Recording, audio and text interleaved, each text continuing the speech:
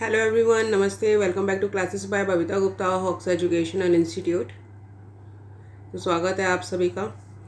तो देखिए, आज के इस वीडियो में हम बात करने वाले हैं जो मेन रिकमेंडेशंस थी एनईपी 2020 की, यानी कि जो मुख्य सिफारिशें हैं आपकी एनईपी 2020 की। तो उसकी हम बात करेंगे कि क्या क्या वो हैं। शॉर्ट में ही पढ़ेंगे क्योंकि बहुत ज़्यादा डिटेल में पढ़ने का हम चाहिए कि हम मेन पॉइंट्स को अच्छे से समझ लें, क्योंकि बहुत ज़्यादा डिटेल में करने से भी क्या है, वीडियो बहुत लेंदी हो जाता है, बच्चे पढ़ते नहीं है, देखते नहीं है। तो देखिए, इसलिए एनईपी 2020 को मैंने पार्ट्स में डिवाइड किया है, जिसमें कि मैंने आप लोगों के साथ में जो एनईपी 2020 के मेन पॉइंट्स हैं पूरा वो शेयर किए हैं आप लोगों के साथ में। इसके गाइडिंग प्रिंसिपल्स मैंने आप लोगों के साथ में शेयर किए हैं। इसके फीचर्स मैंने आप लोगों के साथ में शेयर किए हैं, जिसमें है फीचर्स ऑफ एनईपी 2020। अगर आप सर्च करेंगे तो आपको इजीली मिल जाएगा और आपको प्लेलिस्ट पर भी मिल जाएगा। और ये जो टॉपिक है आप लोगों का बहुत इंपॉर्टेंट है सभी बच्चों के लिए, जो बच्चे डीएड कर रहे हैं, बीएड कर रहे हैं, केवीएस डीटीपीएसबी की तैयारी कर रहे हैं, सीटेट की तैयारी कर रहे हैं, या किसी भी कॉम्पिटिटिव एग्जाम जैसे कि यूजीसी नेट की तैयारी कर रहे हैं। तो सभी बच्चों के लिए एक इम्पॉर्टेंट टॉपिक है, इसको समझना बहुत ज़रूरी है। तो आज के इस वीडियो में हम जो बात करने वाले हैं रिकमेंडेशंस, तो वो उनको जानना समझना बहुत ज़रूरी है कि क्या क्या रिकमेंडेशन इसमें की गई हैं। और इसको स्टार्ट करने से पहले आप चैनल को लाइक सब्सक्राइब ज़रूर करें, शेयर करें और दूसरों के साथ भी नॉलेज को ज़रूर बांटें। तो चलिए इसको हम स्टार्ट करते हैं, इसके रिकमेंडेशंस। तो एनईपी 2020 है आपकी नेशनल एजुकेशन पॉलिसी 2020। और ये वीडियोस आप लोगों के हिंदी मीडियम और इंग्लिश मीडियम सभी बच्चों के लिए हैं। देखिए, इसमें को मैं इंग्लिश आपका हिंदी में पूरा एक्सप्लेन करती हूँ, तो बच्चे बिल्कुल बॉदर ना हो कि हमारे को तो इंग्लिश हिंदी में नहीं लिखा हुआ है। क्योंकि अगर आप बिल्कुल ही हिंदी में देखना चाहते हैं, क्योंकि आज के टाइम में क्या है, आप लोग अगर कॉम्पिटिटिव एग्जाम में भी देखेंगे तो हिंदी इंग्लिश क्या है, कहीं ना कहीं आपको वर्ड्स देखने के लिए मिल जाएंगे। तो आपको दोनों तरीके के वर्ड्स आने चाहिए, चाहे वो हिंदी के हो चाहे वो इंग्लिश के हो।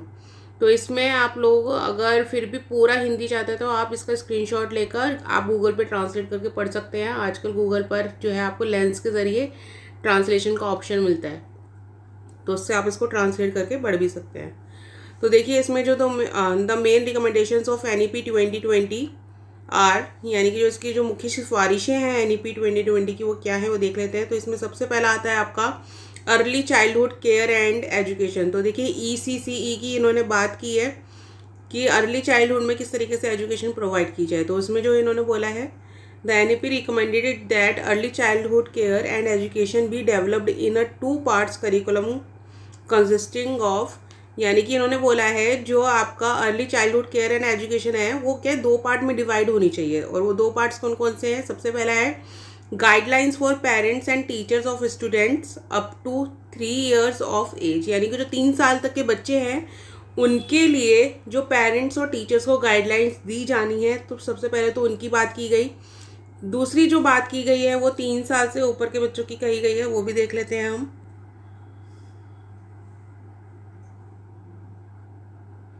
देखिए, an educational framework for students between the age of 3 to 8 years, यानी कि इसमें कौन सी एज की बात की गई है कि जो आप एक एजुकेशन फ्रेमवर्क बनाए, यानी कि जो शिक्षा की पाठ्यचर्या बनाए, रूपरेखा बनाए 3 से 8 साल के बच्चों के लिए। 3 साल तक के बच्चों के लिए पेरेंट्स और टीचर दोनों हो गए। अब इसके बाद में क्या है, एक स्कूल एज स्टार्ट हो जाती है, तो वहाँ पे पेरेंट्स का ना कहते हुए इन्होंने क्या बोला, एजुकेशन फ्रेमवर्क होना चाहिए। The NEP talks about the implementation of these recommendations by expanding and improving the quality of the Anganwadi system and co-locating them with primary schools. तो एनईपी ने इसके देखिए बारे में बोला है कि इन जो हम रिकमेंडेशंस की बात कर रहे हैं उनको क्या इम्प्लीमेंट करने के लिए और इम्प्रूव करने के लिए, आगे बढ़ाने के लिए आपको एजुकेशन की क्वालिटी बढ़ानी पड़ेगी। और जो आंगनवाड़ी सिस्टम है उसकी भी क्वालिटी को आपको अच्छा करना पड़ेगा, क्योंकि आंगनवाड़ी सिस्टम क्या है, छोटे बच्चों के लिए होता है। और उनको क्या करना होगा, आपको प्राइमरी स्कूल्स के साथ में कोलोकेट करना पड़ेगा, उनके प्राइमरी स्कूल के साथ में उनको कनेक्ट करना पड़ेगा। सेकंड बात आ जाती है इसमें राइट टू एजुकेशन एक्ट 2009। ये देखिए, आप लोगों के लिए ना मैंने पॉइंट्स में ही रेडी किया है ये सारा कुछ, और इजी लैंग्वेज में है। अगर फिर भी कोई डिफ़िकल्टी हो तो आप कमेंट बॉक्स में लिख के बता सकते हैं। और वीडियो अच्छा लगे, एक्सप्लेनेशन अच्छी लगे, तब भी आप मुझे ज़रूर बताइएगा कमेंट बॉक्स में लिख के। तो देखिए, सेकंड जो है आपका राइट टू एजुकेशन एक्ट, तो इसके अंदर इन्होंने क्या कहा है, the NEP recommended extending the range of the Right to Education Act 2009 to include the following education levels। यानी कि एनईपी ने बोला है कि जो राइट टू एजुकेशन एक्ट 2009 है, जिसके अंदर क्या है 6 से 14 साल के बच्चे को क्या है फ्री एंड कंपल्सरी एजुकेशन देने की बात की गई है। तो उन्होंने इसका क्राइटेरिया बढ़ाने की बात की गई है कौन कौन से लेवल पर, अर्ली चाइल्डहुड लेवल पर एंड सेकेंडरी स्कूल लेवल पर। तो इसके अंदर इन्होंने क्या बोला है, this will allow coverage of R T to all childrens between the age of 3 to 18 years. यानी कि इन्होंने जो क्राइटेरिया बढ़ाने की बात की है, इन्होंने कहा है early childhood and secondary schools के लिए कि ये जो क्राइटेरिया इसका बढ़ाया जाए और ये जो कवर करेगा वो क्या करेगा 3 से 18 साल तक के बच्चे को करेगा। अभी क्या है 6 से 14 साल तक के बच्चे का। नेक्स्ट देख लेते हैं। इसमें है आपका करिकुलम फ्रेमवर्क के अंदर जो आपका पाठ्यचर्या हम बोल सकते हैं, पाठ्यचर्या रूपरेखा। तो इसके अंदर इन्होंने बोला है reforms in the framework of the current curriculum of school educations are based on the development needs of the students. The NEP recommends the 5-3-3-4 pattern explained in table below। यानी कि उन्होंने क्या है कि जो रूपरेखा है उसको बदलाव लाने की बात की है। कारण जो हमारा आज का करिकुलम चल रहा है, आज की जो पाठ्यचर्या चल रही है, उसको इन्होंने बदलाव लाने की किस में बात की, एक नया पैटर्न लाने की बात की, जो कि पैटर्न होगा आप लोगों का 5-3-3-4। तो ये जो 5-3-3-4 इन्होंने रिकमेंड किया है वो टेबल के थ्रू आप लोगों से एक बार देख लेते हैं कि क्या है वो। तो देखिए इसमें जो सबसे पहले अभी आपको यहाँ पे दिख रहा होगा कि जो 5 है, 5 ईयर्स की जो एज है वो फाउंडेशनल स्टेज इन्होंने बोली है। और ये क्या है 3 years of pre primary followed by class 1 and 2। यानी कि यहाँ पे क्या बात हो रही है कि 5 साल की फाउंडेशनल स्टेज होगी, जिसपे कि फाउंडेशनल स्टेज पे आप लोगों का एनसीएफ भी आया हुआ है। तो इसमें क्या है आप लोगों के जो 3 साल से बच्चे हैं होते हैं उनका फर्स्ट एंड सेकंड क्लास तक के बच्चे का, तब वहाँ उन बच्चों की बात की गई है। यानी कि इसमें जो आप लोगों के हम कह सकते हैं प्लेवर के जो बच्चे होते हैं उनको भी क्या है इसमें जोड़ा गया है, क्योंकि 3 साल से आप देखिए 3 साल वो बच्चों के हो गए, एक वो प्री हो गया, नर्सरी, केजी और फर्स्ट सेकंड। तो ये क्या हो गए 5 साल हो गए। तो ये फाउंडेशनल स्टेज के इन्होंने 5 साल बोले। नेक्स्ट देख लेते हैं, प्रिपरेटरी इन्होंने स्टेज बोली 3 साल की, जो कि है आप लोगों की 3 to 5, क्लास 3 to 5 के लिए इन्होंने बोला। नेक्स्ट आ जाता है कि मिडिल क्लास।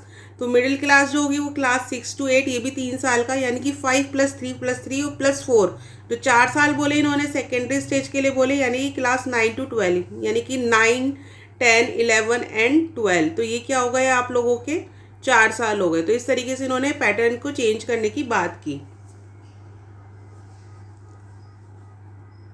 नेक्स्ट आ जाता है स्कूल एग्जाम रिफॉर्म्स। तो इसके अंदर है आपका reforms in the school exam recommended by the NEP include tracking the progress of the students throughout their school experience. यानी कि उन्होंने बोला है कि जो स्कूल एग्जाम्स के अंदर भी क्या है कुछ चेंजेस आने चाहिए, रिफॉर्म्स होने चाहिए। और उसमें क्या है आप लोगों के जिसमें कि बच्चे की प्रोग्रेस पूरी देखी जाए, जो इसको स्कूल एक्सपीरियंस है, यानी जब तक वो स्कूल में पढ़ रहा है उसका पूरा प्रोग्रेस चेक होना चाहिए। क्योंकि एग्जाम के जरिए क्या होता है वैल्यूएशन होता है। तो उसके ऊपर इन्होंने क्या बात की, it includes state census exam in class 3, 5 and 8। अब देखिए स्टेट सेंसस एग्जाम क्या होगा, एक तरीके से स्टेट लेवल पे एग्जाम हो गई। यानी कि जैसे कि आप मान लीजिए बोर्ड के एग्जाम्स होते हैं आप लोगों के 10th के अंदर होते हैं, 10th और 12th के। तो सेम चीज़ हो गया कि इन्होंने बोला कि 3, 5 और 8 में क्या है एक तरीके से बोर्ड के एग्जाम आप करो, ताकि बच्चों की जो क्वालिटी है वो पता चल सके। नेक्स्ट क्या है, another important recommendations was the restructuring of the 10th board exam, what would mainly focus and test only the skills, core concepts and higher order thinking and capacities। तो इसमें किसकी बात हुई कि जो इन्होंने एक और मुख्य सिफारिश दी वो क्या दी कि आप जो 10th बोर्ड एग्जाम है उसको भी रिस्ट्रक्चर करो, उसका भी आप पुनर्रचना करो, पुनर्निर्माण करो। और उसमें किस पे फोकस किया जाना है, उस पर फोकस किया जाना है स्किल्स पर। यानी कि जो आप टेस्ट ले रहे हो सिर्फ स्कूल की जो नोटबुक्स हैं उनका आपको टेस्ट नहीं लेना है, टेक्स्ट बुक का टेस्ट नहीं लेना है। आप लोग को बच्चों की जो स्किल्स हैं उनका आप टेस्ट लो। कोर कॉन्सेप्ट्स देखो बच्चों को कि अलग अलग जो मल्टी डिसिप्लिनरी वो पढ़ रहे हैं सब्जेक्ट्स, उनमें उनको कितनी नॉलेज है अलग अलग सब्जेक्ट्स की, उनका थिंकिंग और लेवल किस तरीके का है। क्योंकि बच्चों के क्या है थिंकिंग लेवल अगर अच्छा होगा तो उनकी लॉजिकल थिंकिंग बहुत अच्छी होगी, रीजनिंग उनकी अच्छी होगी। नेक्स्ट देख लेते हैं, तो नेक्स्ट है इसमें आप लोगों का regulatory structure and accreditation of higher educational institutions. यानी कि क्या है, यहाँ पे भी आप लोगों जो स्कूल स्ट्रक्चर की है उसको बढ़ाने की बात की गई है, उसका दायरा बढ़ाने की बात की गई है और रिस्ट्रक्चर करने की बात की गई है। तो उसमें क्या चेंजेस इन्होंने लाने की बात की है वो देख लेते हैं। तो इसमें है आप लोगों का in terms of accreditation and regulatory structure the NEP recommended the following changes. तो जो एनईपी ने जो सिफारिश रखी है इसको चेंजेस लाने के लिए, तो देख लेते हैं वो क्या है। सेटिंग अप NHERA, जिसको हम बोलते हैं national higher education regulatory authority. तो इन्होंने बोला है कि एक जो आपका national higher education regulatory authority है उसको आप सेटअप करें, ताकि वो क्या है हायर एजुकेशन को रेगुलेट कर सके, देख सके कि वो किस लेवल पर एजुकेशन जा रही है, क्या वो प्रॉपर वे में हो रही है नहीं हो रही है। तो ये उसका काम ही यही होगा। नेक्स्ट है इसमें separating neck from UGC into an autonomous and independent body. तो दूसरी जो इन्होंने सिफारिश रखी वो ये थी कि जो यूजीसी है को मतलब नेक को यूजीसी से क्या है अलग रखा जाए और उसको क्या है एक ऑटोनोमस बॉडी बनाया जाए, यानी कि स्वायत्त संस्था बनाया जाए जो कि किसी के अंडर ना हो, यानी इंडिपेंडेंट बॉडी की तरह वो काम करे एजुकेशन के बेस पर, जिसमें क्या है स्पेशली स्कूल एजुकेशन की बात हो रही है। नेक्स्ट आ जाता है नेशनल रिसर्च फाउंडेशन।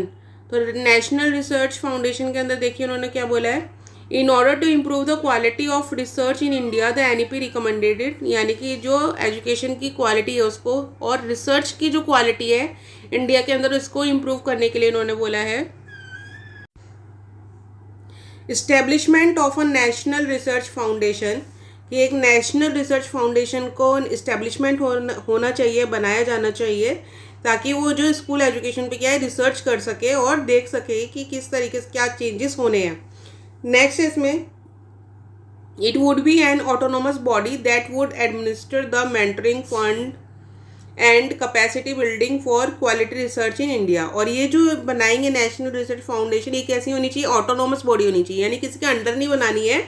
ये भी क्या है इंडिपेंडेंट बॉडी होगी जो कि क्या है देखेगी कि जो स्कूल एजुकेशन है उसको क्या है वो एडमिनिस्टर करेगी। पूरी नेशनल लेवल की यहाँ बात हो रही है, नेशनल लेवल पर उसको क्या है मेंटोर भी करेगी, फंडिंग करेगी, अगर कहीं पे फंड करने की ज़रूरत है तो वो करेंगी, और क्वालिटी रिसर्च करने की कोशिश करेंगे, यानी कि क्वालिटी को बढ़ाने की कोशिश करेंगे। क्योंकि देखिए कोई भी हम कमेटी बना रहे हैं, कोई भी अगर हम इस तरीके का रिसर्च फाउंडेशन बना रहे हैं तो इसलिए बन रहा है ताकि एजुकेशन क्वालिटी इंक्रीज हो सके, एजुकेशन क्वालिटी इन्हेंस हो सके। नेक्स्ट आ जाता है 7th पॉइंट। तो 7th पॉइंट में आपको दिया हुआ है education governance.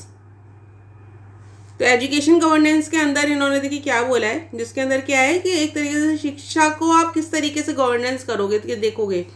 The NEP recommended establishing N apex body for education headed by the prime minister under the name राष्ट्रीय शिक्षा आयोग और नेशनल एजुकेशन कमीशन।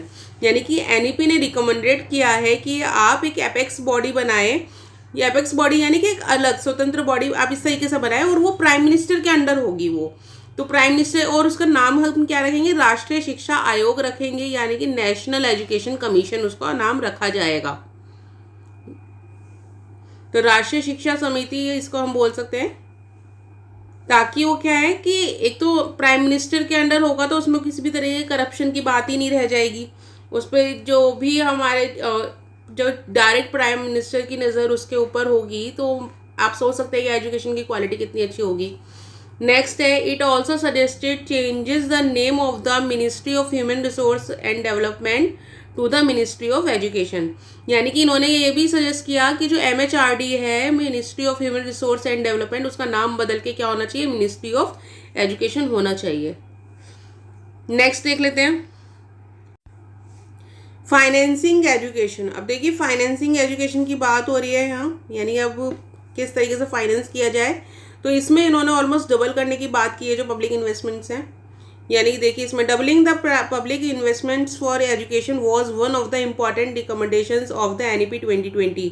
यानी कि NEP 2020 की जो मुख्य सिफारिश क्या है वो है कि जो सरकारी खर्चा हो रहा है, फंडिंग हो रही है एजुकेशन को, उसको क्या है आपको डबल करना पड़ेगा एजुकेशन की क्वालिटी को बढ़ाने के लिए। तो इसके लिए इन्होंने बोला सबसे पहले तो NEP 2020 इंसिस्टेड यानी कि जो NEP 2020 है वो कहती है आप लोगों को on the expenditure of 6% of the GDP on education, यानी कि जो GDP का 6% है वो क्या है, एजुकेशन पर खर्च होना चाहिए। और doubling the current 10% of total public expenditure to 20% in the next decades was recommended. यानी कि इसमें क्या बोला गया है कि जो अभी करंट में क्या है, आप जो 10% खर्चा कर रहे हो, एक्सपेंडिचर कर रहे हो सरकारी खर्चा एजुकेशन पर, वो अगले 10 सालों में वो क्या है 20% होना चाहिए एजुकेशन के ऊपर।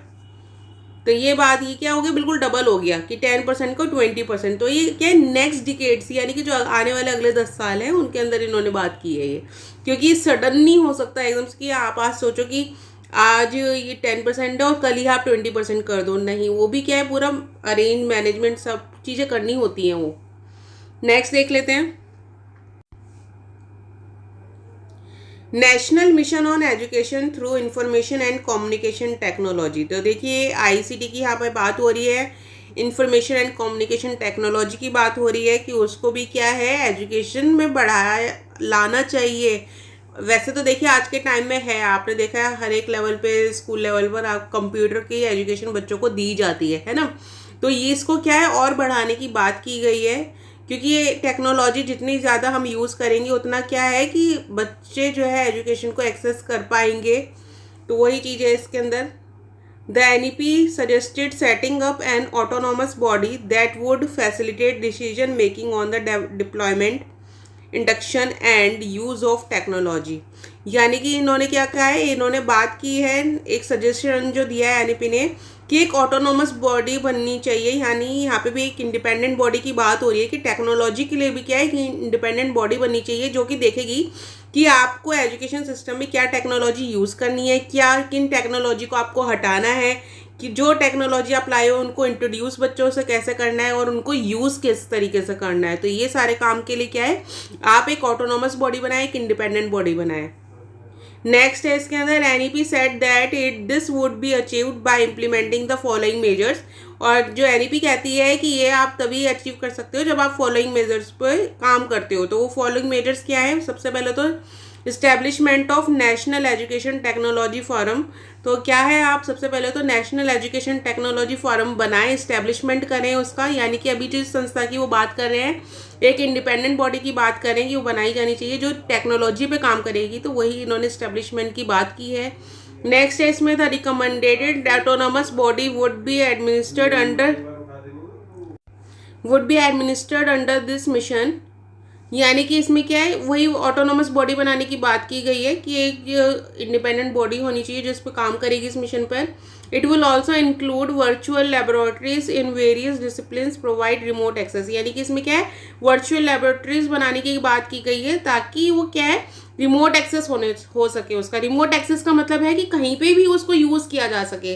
जैसे कि मान लीजिए आपने एजुकेशन है, आपने जैसे हम वीडियो डाल रहे हैं, मैं ये वीडियो डाल दूँ, आप जहाँ मर्जी चले जाए, आप इसको ओपन करके सुन सकते हैं, पढ़ सकते हैं। तो इस तरीके से इन्होंने बोला है कि वर्चुअल लेबोरेटरीज बननी चाहिए और उसकी फैसिलिटी इस तरीके से होनी चाहिए ताकि वो ये रिमोट एक्सेस हो सके, उसको सब कोई देख सकता है और कोई सुन सकता है उसको।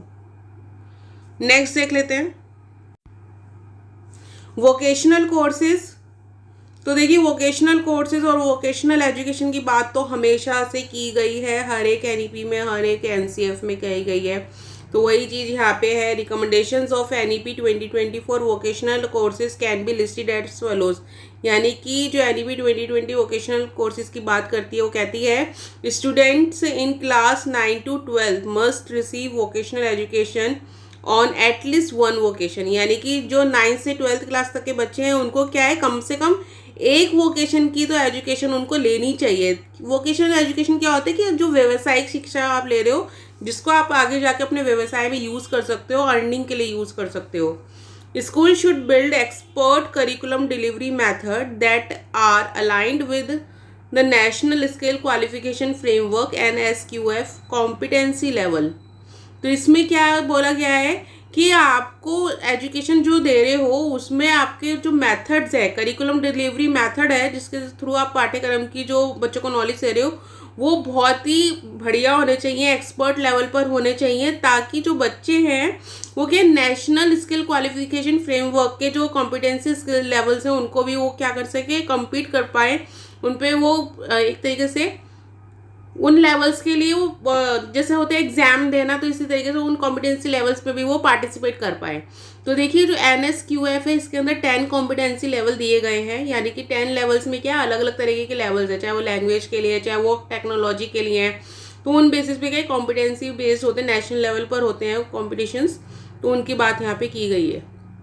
नेक्स्ट आ जाता है इसमें higher education institutes must also provide vocational courses, यानी कि जो हायर एजुकेशन इंस्टीट्यूट्स हैं जो हायर एजुकेशन प्रोवाइड करते हैं उनमें भी क्या है, उनको भी वोकेशनल कोर्सेज प्रोवाइड करने चाहिए that are integrated into undergraduate education programs. और वो क्या होंगे, वो इंटीग्रेट होंगे अंडर ग्रेजुएट एजुकेशन प्रोग्राम्स के साथ में। जैसे कि मान लीजिए आप 12th के बाद में BA कर रहे हैं, तो उस BA के अंदर जो भी आपने वोकेशनल कोर्स लिया होगा वो क्या होगा, इंटीग्रेट होगा, कहीं ना कहीं उसकी भी एजुकेशन उसमें आपको दी जाएगी, ट्रेनिंग दी जाएगी आपको। तो ये बात इसके अंदर कही गई है। नेक्स्ट आ जाता है इसमें 3 लैंग्वेज फार्मूला। तो देखिए 3 लैंग्वेज फार्मूला ये हम सभी जानते हैं, त्रिभाषीय सूत्र। तो ये NEP भी इस चीज़ को कहती है कि त्रिभाषीय सूत्र होता है वो होना चाहिए एजुकेशन लेवल पर। तो जिसमें क्या है, आप हिंदी, इंग्लिश और थर्ड लैंग्वेज सीखते हैं। तो थर्ड लैंग्वेज में क्या है, मॉडर्न लैंग्वेज बोला गया है कि कोई भी आप एक थर्ड लैंग्वेज उसको भी सीखिए। तो जो नॉन हिंदी स्पीकिंग स्टेट्स हैं, यानी कि जहाँ पर हिंदी नहीं सिखाई जाती है, जैसे कि तमिलनाडु है, तमिलनाडु में जो रीजनल लैंग्वेज है वो तमिल है, तो वहाँ पे बच्चे क्या है तमिल और इंग्लिश सीख रहे हैं। उसके साथ में क्या है, वो एक थर्ड लैंग्वेज जो भी वो चूज़ करना चाहते हैं वो सीख सकते हैं। तो वही सब यहाँ पे कही गई है, मैंने पहले ही एक्सप्लेन कर दिया उसको। तो यही चीज़ है यहाँ पे, the policy recommended that the 3 language formula भी कॉन्टिन्यूड, यानी कि वो क्या है चलता रहना चाहिए जो 3 लैंग्वेज फार्मूला है। And flexibility in the implementation of the formula should be provided, और उसके अंदर भी क्या है एक फ्लेक्सिबिलिटी होनी चाहिए फार्मूला के अंदर। तो देखिए फ्लेक्सिबिलिटी का मतलब बेसिकली यही हो गया कि जो बच्चे हैं वो लैंग्वेज को चूज़ कर पाए एज पर their choice. So the 3 language formula states that states government should adopt and implement the study of a modern Indian language, preferably one of the southern languages apart from Hindi and English in the Hindi speaking states, and of Hindi along with the regional languages and English in the non Hindi speaking states। तो यानी कि ये देखिए basically आपकी Hindi, English और third language की बात हो गई है कि वो लैंग्वेजेस आपकी होनी चाहिए, बच्चों को हमें सिखानी है। तो ये क्या है, ये मेन रिकमेंडेशंस हैं, मुख्य सिफारिशें जो मैंने आप लोगों के साथ में शेयर की NEP 2020 की। तो आई होप ये आप लोगों को क्लियर होगा, इसमें कोई भी प्रॉब्लम आपको नहीं रहने वाली है, क्योंकि बहुत डिटेल में मैंने आप लोगों के साथ में शेयर किया है ये। अगर कोई आपको प्रॉब्लम होती है तो आप कमेंट बॉक्स में लिख कर पूछ सकते हैं। और जैसा कि मैंने आपको बताया कि इसके जो मेन पॉइंट्स हैं NEP 2020 के, मैं शेयर कर चुकी हूँ, फीचर शेयर कर चुकी हूँ इसके, और इसके जो गाइडिंग प्रिंसिपल्स हैं वो भी मैं आप लोगों के साथ में शेयर कर चुकी हूँ। और इसके जो मेरिट्स हैं, मेरिट्स ऑफ NEP 2020, तो वो मैं आप लोगों के साथ में नेक्स्ट क्लास में शेयर करूँगी। तो आई होप अभी आप लोगों को ये सारा कुछ क्लियर है। तो वीडियो अच्छा लगे तो वीडियो को लाइक ज़रूर करें, अच्छे अच्छे कमेंट करें, चैनल को सब्सक्राइब करें और दूसरों के साथ भी नॉलेज को ज़रूर शेयर करें। तो जल्दी ही मिलते हैं नेक्स्ट वीडियो में। अभी के लिए थैंक यू, धन्यवाद।